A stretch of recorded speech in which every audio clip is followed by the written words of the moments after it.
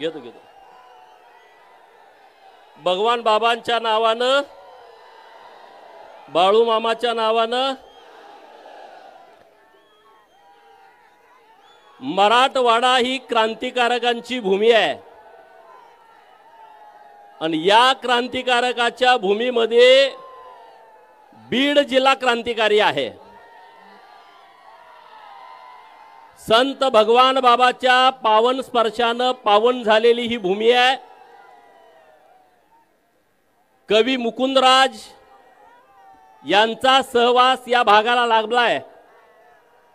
निजामांच्या विरोधामध्ये बंड करणारे, निजामांना पळती भुई थोडी करणारे नवसाजी नाईक आणि धर्माजी प्रतापराव हे पण याच मातीत जन्मालेले आहेत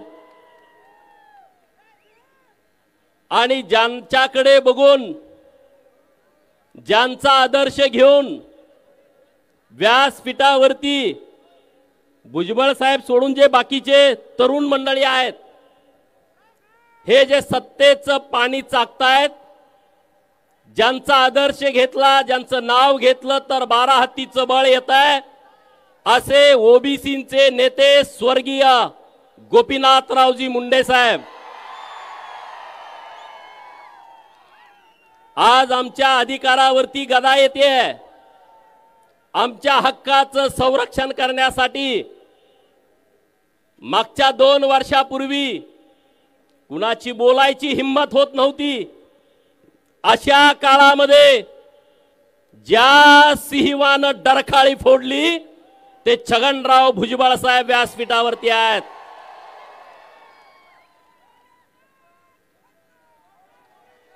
राज्याचे माजी मंत्री ज्यांच्या शब्दाला धार आहे असे माननीय धनंजयराव मुंडे साहेब व्यासपीठावरती आहेत। माननीय प्रकाशांना, लक्ष्मणराव हक्के साहेब, बाकीचे सगळे मंडळी, मी आता वेळ जास्त घेत नाही। मित्रांनो, मी पश्चिम महाराष्ट्रातून आलो आहे। 1962 ला इंग्रजांच्या विरोधामध्ये लढणारे क्रांतिसिंह नाना पाटील सातारा लोकसभेमध्ये हरले, परंतु 1967 ला याच भूमीनं त्यांना लोकसभेमध्ये पाठवलं होतं। याचा सर्वस्वी अभिमान माझ्यासारख्या कार्यकर्त्याला आहे। मित्रांनो, भुजबळ साहेबांच्या नेतृत्वात इथं एक एल्गार सभा मागे झाली होती आणि आता दुसरी एल्गार सभा माननीय भुजबळ साहेबांच्या नेतृत्वामध्ये आपल्या या बीडच्या भूमीमध्ये होते आहे। भटका विमुक्त, ओबीसी, मायनर ओबीसी 346 जाती आहेत। मित्रांनो, आज आपण सगळ्यांनी एक दिलानं, एक मनानं भुजबळ साहेबांच्या पाठीमागे राहण्याची नितांत आवश्यकता आहे। मान्य आहे का तुम्हाला? कुणाकुणाला मान्य आहे? हात वर करा सगळे। मीडियावाले मित्रांना माझी विनंती आहे, ते आमच्यामध्ये भांडणं लावू पाहतायत, जरा हात थोडा वेळ वर धरा। ते आमच्यामध्ये भांडणं लावू पाहतायत, ते म्हणजे 346 जातीचा एकटाच नेता कसा? अरे बाबांनो, आमच्या सगळ्यांचं ठरलंय, आमचा नेता एकच आहे, माननीय छगन भुजबळ। कुणाची काय अडचण आहे का?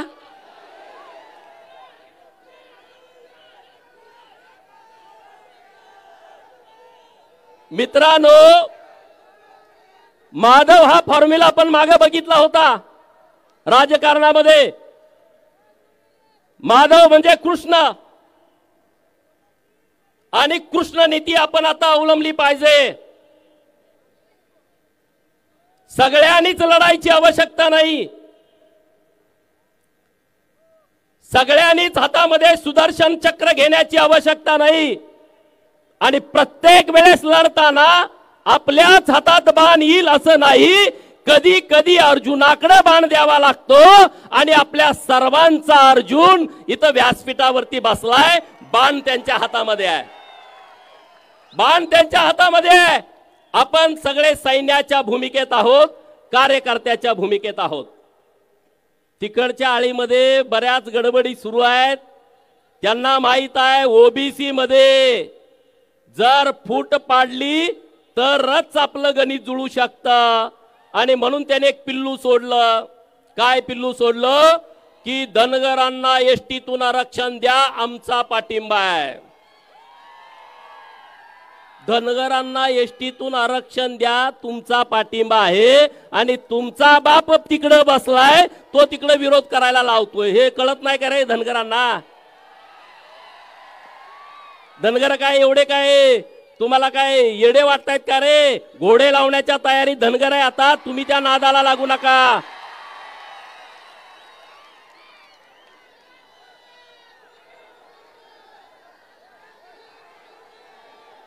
धनगरांना दोन भूमिकेत जावं लागणार आहे. धनगर समाजाच्या एसटी आरक्षणाची अंमलबजावणी करणं हे धनगरांच्यासाठी प्राथमिकता आहे.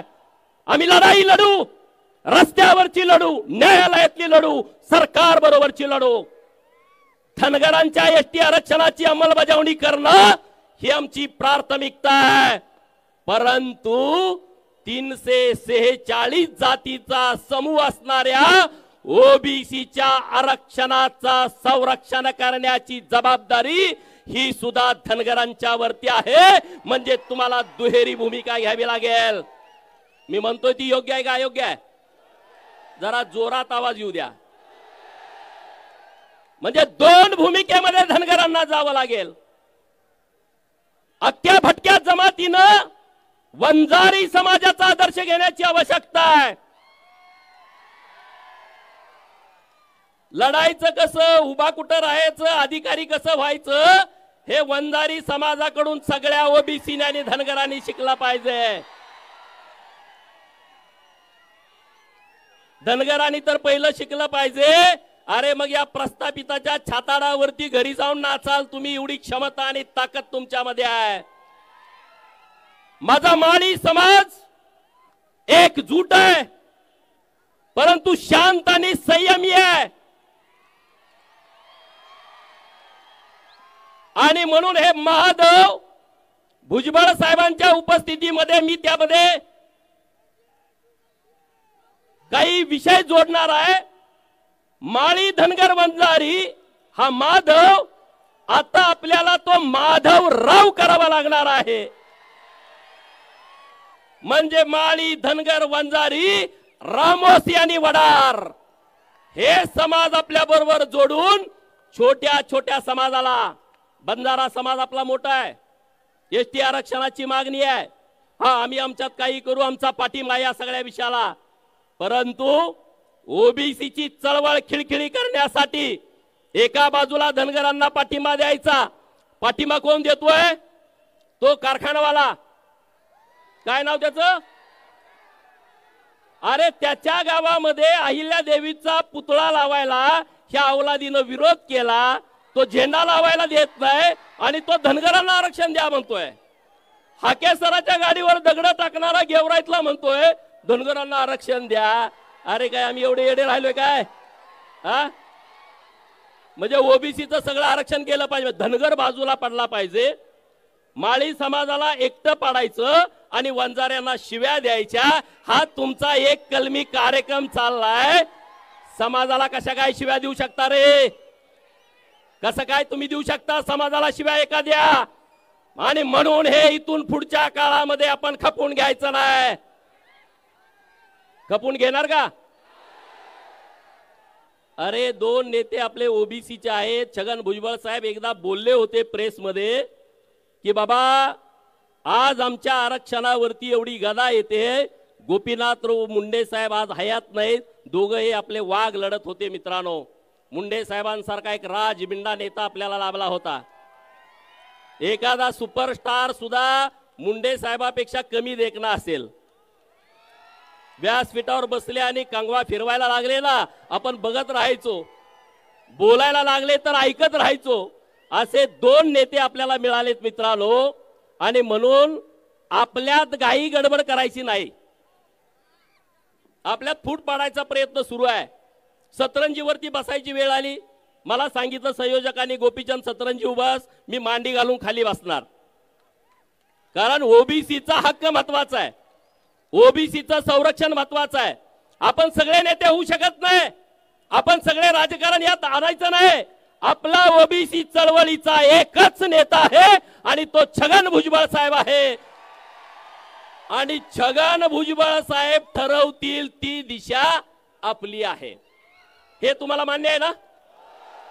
मान्य आहे का सगळ्यांना? हात वर करून जोरात सांगा.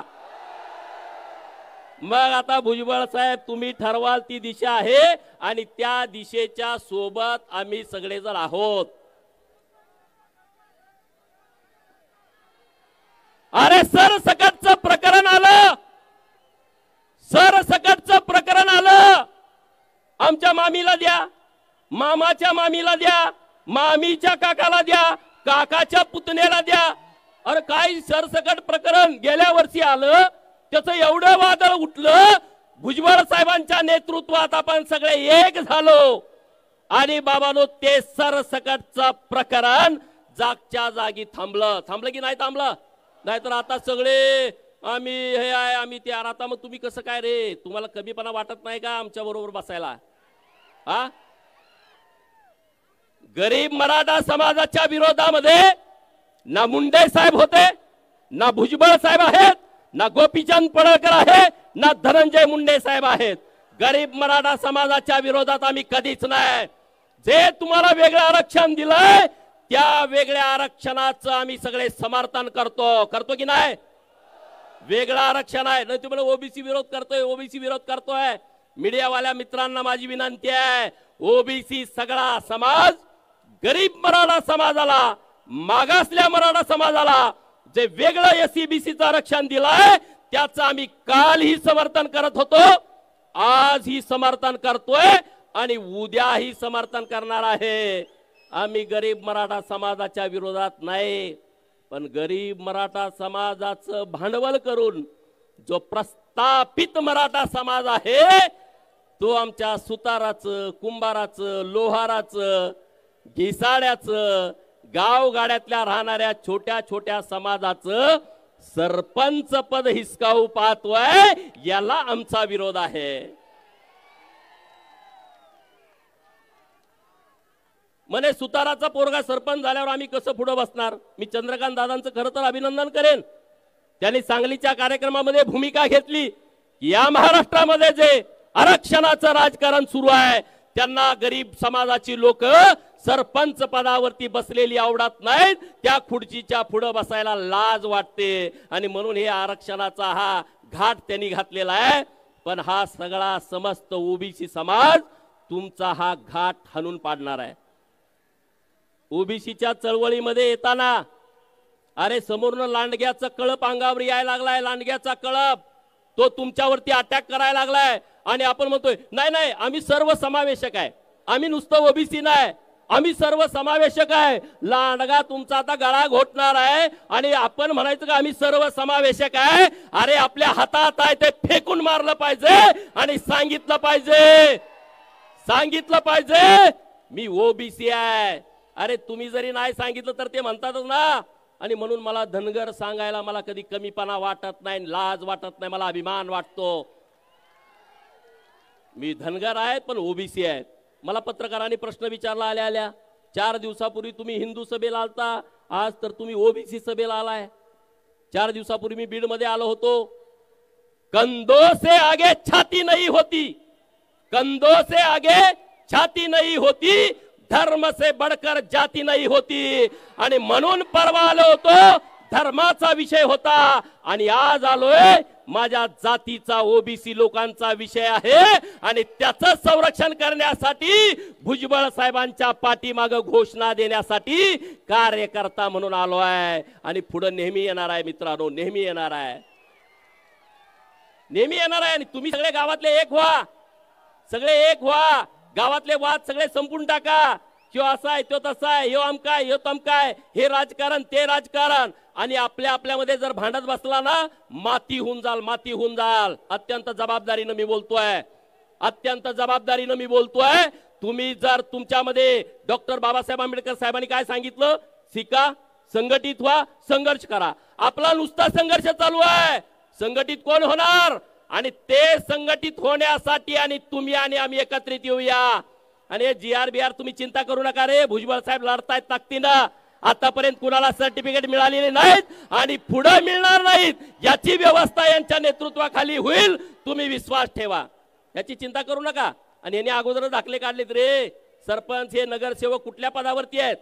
कुणबी मराठा, मराठा कुणबी, माग कुल येतात नाही तर पुढे कुल येतात, ओव्हर रायटिंग, माग कू चला द्या दाखला, पुढे कू द्या दाखला। साहेब मला विनंती अशी करायची आहे, जो प्रांत खोटा दाखला देईल, जो जात पडताळणी समितीचा प्रमुख खोटी जात पडताळणी देईल, त्याला पहिला बीडच्या तुरुंगात टाकायची व्यवस्था केली पाहिजे।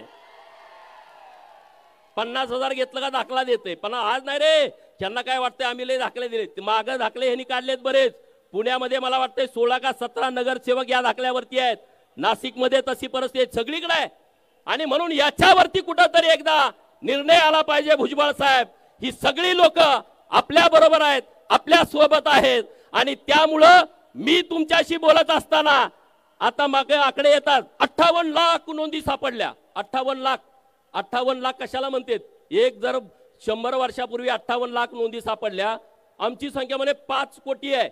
अरे मराठवाड्यामधले जिल्हे, विदर्भात तर सगळे हे कुणबी पंजाबराव देशमुखांच्या सांगण्यावरती झाले, मराठवाड्यातला यवतमाळ असेल, वाशिम असेल, बुलढाणा असेल, तिकडं गोंदिया असेल, वर्धा असेल, चंद्रपूर असेल, गडचिरोली असेल आणि नागपूर असेल, इकडं तर मराठा समाज पूर्वीच कुणबी झालाय। कोकणातला मराठा समाज म्हणतोय आम्हाला कुणबीचा दाखला नको। मुंबईमध्ये मराठा असायचा प्रश्नच नाही, कारण तिथं आग्र्या कोळ्यांची मुंबई आपण सगळ्या पुस्तकामध्ये वाचतो। नवी मुंबईमध्ये रायगड येतो आणि तिकडं पालघर आणि ठाणे येतो, तो आदिवासी बहुल जिल्हा आहे। खानदेशामध्ये नंदुरबार आदिवासी बहुल आहे, तिथं राहिला नाशिक, धुळे, जळगाव। आणि तुमचे इथले जिल्हे छत्रपती संभाजीनगर, जालना, बीड, परभणी, हिंगोली, नांदेड, धाराशिव, लातूर, पलीकडे राहिला सोलापूर, सांगली, कोल्हापूर, सातारा, पुणे आणि अहिल्यानगर। जिल्हे किती झाले मोजा, तिकडचे 3 इकडचे 8 आणि 3 11, अहिल्यानगर 12, 12 आणि 5 17, 17 जिल्ह्यामध्ये 5 कोटी असतात का रे? कुठलं तुमचं कॅल्क्युलेटर आहे? कुठलं कॅल्क्युलेटर आहे? एवढी लोकसंख्या तर या 17 जिल्ह्यामध्ये आहे का? जातनिहाय जनगणना ज्या दिवशी होईल तेव्हा तुमचा बाजार उठलेला असेल, हे तुम्ही लिहून ठेवा आणि तुम्हाला तुमची ताकद कळेल। सुताराला कुंभाराला ती मध्ये माझं एकच घर आहे, अरे तुझं गावात एक आहे, पण विधानसभा मतदारसंघात 1000 घर आहेत की, 1000 गुणुले 5 कर की। लोहार म्हणते माझं गावात एकच घर आहे, लपतय। अरे गावाचा विचार करू नको, विधानसभा मतदारसंघाचा विचार कर, तेव्हा तुझी 5000 7000 लोकसंख्या होत्या। आणि या महाराष्ट्रामध्ये असे कितीतरी आमदार आहेत की जे 5000च्या आत निवडून आले, एकटा लोहार एखाद्या आमदाराला पाडू शकतो, एवढी हिंमत तुमच्यामध्ये आहे रे। पण तुम्ही म्हणताय जाऊ द्या, ते भुजबळ साहेबाचं काम आहे। अरे भुजबळ साहेबांचा 78वा वाढदिवस झाला परवा, सगळे उभा राहून त्यांना वाढदिवसाच्या शुभेच्छा द्या, सगळे उभा राहा। भुजबळ साहेब हे 100 वर्ष 100वा वाढदिवस करण्यासाठी या महाराष्ट्रातल्या गरीब लोकांच्या तुम्हाला शुभेच्छा आहेत।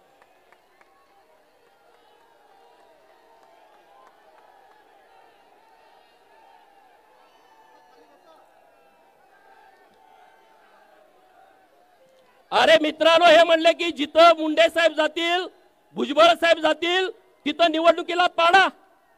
कुठं जरी मी स्टेटमेंट ऐकलं, त्यांच्यासाठी मला म्हणायचं आहे, हुकूमत तो वही करते हैं जिनका लोगों के दिलों पे राज होता है। हुकूमत तो वही करते हैं जिनका लोगों के दिलों पे राज होता है, वरना यूं तो मुर्गों के सर पर भी ताज होता है। तुम्ही भुजबळ साहेब आणि मुंडे साहेब कुठं आले, तुम्ही पाडणार, तुम्ही पडाल, जशाच तसं मिळेल। तुम्ही आहो म्हणला, आम्ही काहो म्हणू। तुम्ही समजा दादागिरी करताय, मोठी माणसं आहे, तुम्ही 2 दिले, किमान 1 तरी आमचं पोरग दिल ना, आणि द्यावं लागेल। नाही 2 दिल म्हणताय, 1 दिली तर 2 दिल म्हणताय, नीट ऐका। हे कायद्यावरती राज्य चालतं, दादागिरीवरती हे राज्य चालत नाही। आणि म्हणून मला ठाम विश्वास आहे, भुजबळ साहेब आपल्या सरकारमध्ये आहेत, देवेंद्र फडणवीस साहेबांशी त्यांचं बोलणं होत आहे, चिंता करू नका। ओबीसी वरती कुठलाही अन्याय होणार नाही याची जबाबदारी भुजबळ साहेब घेतील आणि आपण सगळे सैन्य म्हणून भुजबळ साहेबांच्या पाठीमागे ताकदीने उभा राहू। मुंडे साहेबांचं